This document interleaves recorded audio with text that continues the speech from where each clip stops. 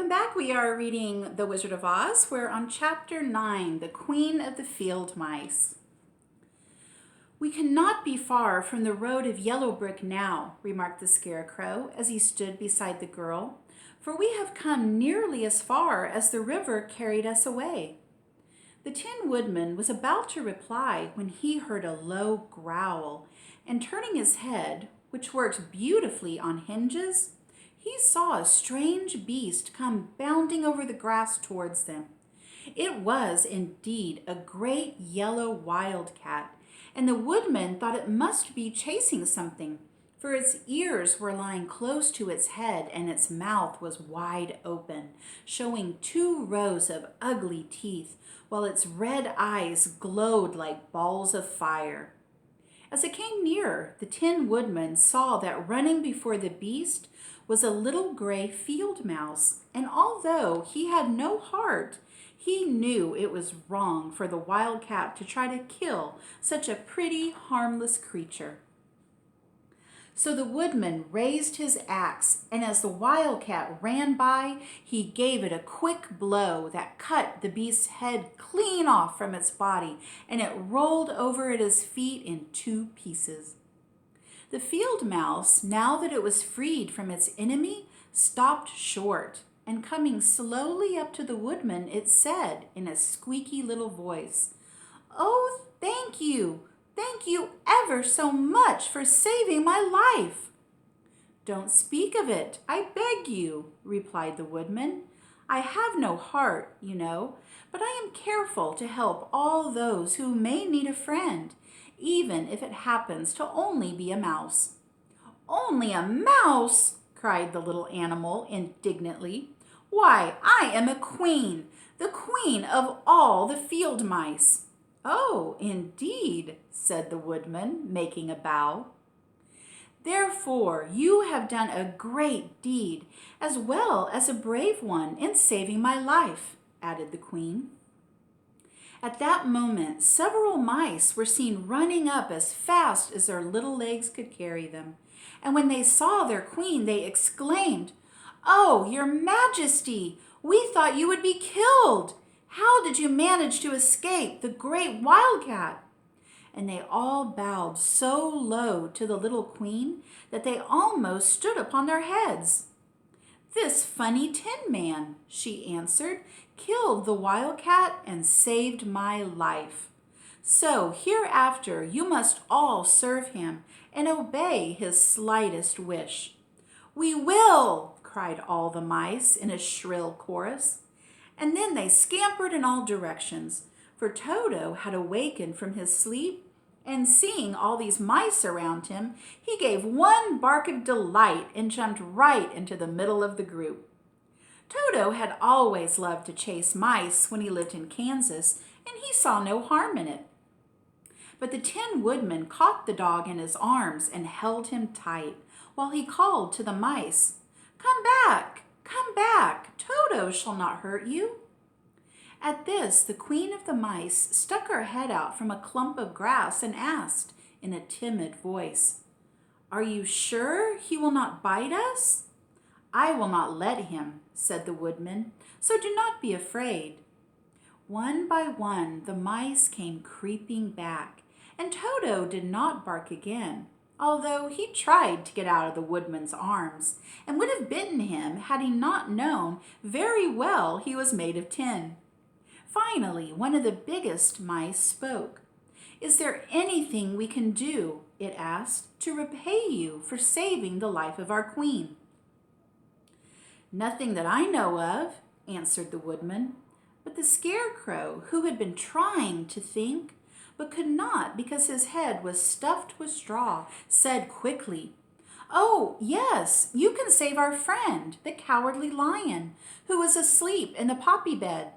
"A lion?" cried the little queen. "Why, he would eat us all up." "Oh, no," declared the Scarecrow. "This lion is a coward." "Really?" asked the mouse. "He says so himself," answered the Scarecrow, "and he would never hurt anyone who is our friend." If you will help us save him, I promise that he shall treat you with all the kindness." "Very well," said the queen. "We will trust you. But what shall we do?" "Are there many of these mice which call you queen and are willing to obey you?" "Oh, yes, there are thousands," she replied. "Then send for them all to come here as soon as possible, and let each one bring a long piece of string." The queen turned to the mice that attended her and told them to go at once and get all her people. As soon as they heard her orders, they ran away in every direction as fast as possible.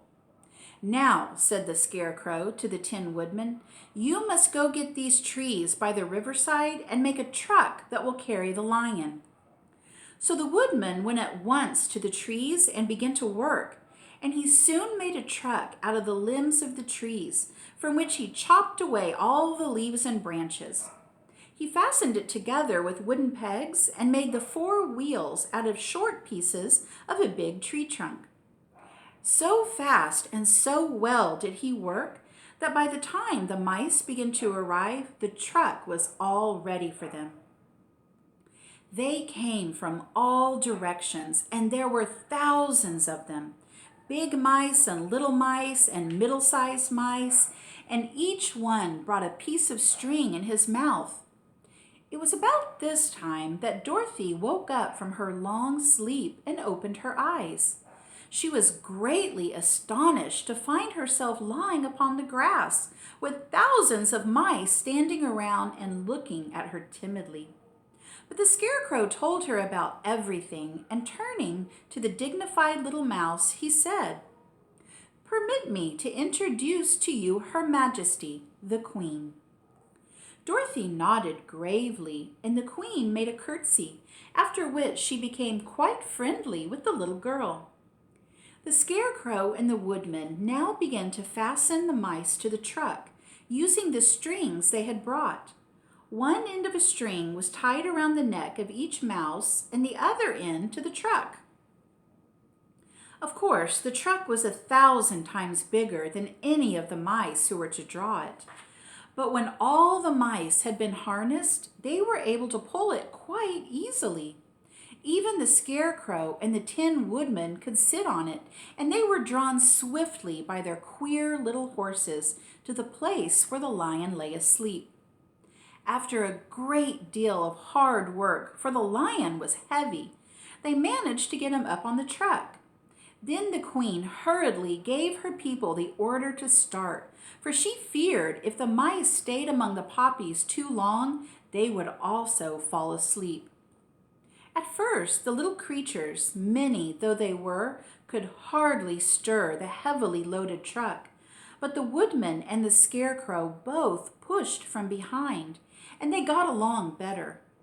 Soon they rolled the lion out of the poppy bed to the green fields, where he could breathe the sweet, fresh air again instead of the poisonous scent of the flowers.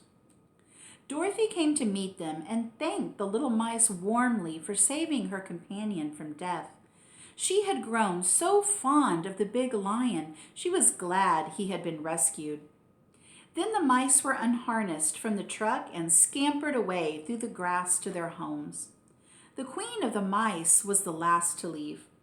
"If you ever need us again," she said, "come out into the field and call, and we shall hear you and come to your assistance. Goodbye." "Goodbye," they all answered, and away the Queen ran, while Dorothy held Toto tightly lest he should run after her and frighten her. After this, they sat down beside the lion until he should awaken, and the Scarecrow brought Dorothy some fruit from a tree nearby, which she ate for her dinner. All right, that is the end of chapter 9. Join me soon for chapter 10, The Guardian of the Gate. Thanks for joining me, everyone. See you next time. Bye.